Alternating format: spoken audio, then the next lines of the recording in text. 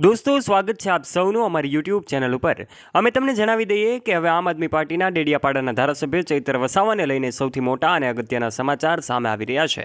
તમને જાણીને નવાઈ લાગશે કે હવે ચૈતર વસાવા છે જેલની બહાર આવી શકશે, પરંતુ કેટલીક શરતોને આધીન તેઓને જેલવાસમાંથી અત્યારે મુક્તિ મળી હોય એવી વાતો। થોડા સમયમાં જ તેઓ જેલની બહાર આવશે, એટલે કે એમને 3 દિવસ માટે મુક્તિ મળી હોય એવી વાતો સામે આવી રહી છે।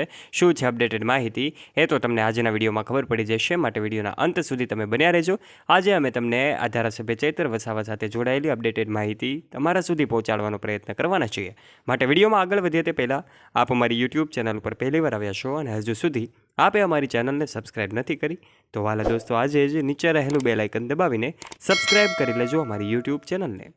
સૌથી પહેલાં વાત કરી દઈએ કે આમ આદમી પાર્ટીના ડેડિયાપાડાના ધારાસભ્ય ચૈતર વસાવા 5 જુલાઈના રોજ એમની ધરપકડ થઈ હતી અને ત્યારબાદથી હજુ પણ તેઓ જેલવાસ ભોગવી રહ્યા છે। પરંતુ હાલમાં જ હવે કોર્ટ દ્વારા એવું કહેવામાં આવે કે એને 3 દિવસના જામીન આપવામાં આવે એવી વાતો સામે આવી રહી છે, કારણ કે 8, 9 અને 10 આ 3 તારીખ વિધાનસભામાં હાજરી આપવા માટે એમને જે છે એમના જામીન અરજી મંજૂર થોડા દિવસો માટે 3 દિવસ માટે થશે, પરંતુ એમની જામીન અરજી જે હાઈકોર્ટમાં છે એમની સુનાવણી હજુ સુધી હાથ ધરવામાં આવી નથી, એટલે 3 દિવસ પૂર્ણ થશે। વિધાનસભાની જે વાતો છે એમને હાજરી આપવા માટે એમને રાહત મળી છે એવી વાત સામે આવી રહી છે, પરંતુ હાલમાં તો તેઓ જેલમાં જ છે અને આ ચૈતર વસાવાને જેલવાસમાંથી મુક્તિ મળશે, કારણ કે દિગ્ગજ નેતાઓ જે છે આમ આદમી પાર્ટીના એમનું મહાસંમેલન પણ ડેડિયાપાડામાં આયોજિત થયું હતું।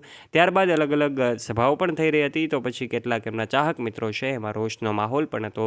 એવા સમયે હવે થોડા એવો ખુશીના શ્વાસ લઈ રહ્યા છે, કારણ કે ચૈતર વસાવાને 3 દિવસ માટે તારીખ 8 અને 9 અને 10 આ 3 તારીખ માટે તેઓ જેલની બહાર આવી શકશે એવી વાતો સામે આવી રહી છે, પરંતુ હાલ પૂરતા તો હાઈકોર્ટનો આદેશ આપવામાં આવ્યો છે અને હવે ચૈતર વસાવાના સમર્થકો હોય, એમના ચાહક મિત્રો હોય, ડેડિયાપાડાની જનતા હોય કે પછી એમનો સમાજ હોય, સૌ લોકો હવે અત્યારે રાહતનો શ્વાસ લઈ રહ્યા છે, કારણ કે વિધાનસભામાં હાજરી આપવા માટે ચૈતર વસાવા જે છે એમને જેલવાસમાંથી 3 દિવસ માટે મુક્તિ મળશે।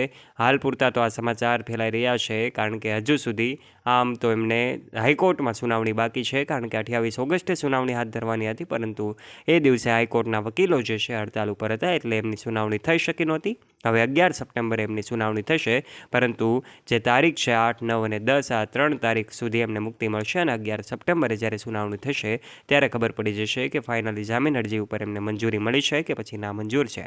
આ તમામ બાબતે હાલ પૂરતા સમાચારને જ્યાં વિરામ આપીએ છીએ। તમારી માહિતી અને જ્ઞાનમાં વધારો થયો હશે। જો દોસ્તો તમને આ માહિતી પસંદ આવી હોય તો વિડીયોને લાઇક કરજો, તમારા ફ્રેન્ડ્સ સાથે ગ્રુપમાં આ વિડીયોને શેર કરવાનું ના ભૂલતા, તથા આવા રસપ્રદ અને ઇન્ફોર્મેટિવ વિડીયોઝ નિહાળવા માટે વાલા દોસ્તો આજે જ નીચે રહેલું બેલ આઇકન દબાવીને સબસ્ક્રાઇબ કરી લેજો અમારી યુટ્યુબ ચેનલને। ફરી મળીશું નવા વિડીયો સાથે, ત્યાં સુધી જોડાયેલા રહો અમારી યુટ્યુબ ચેનલ સાથે। ધન્યવાદ।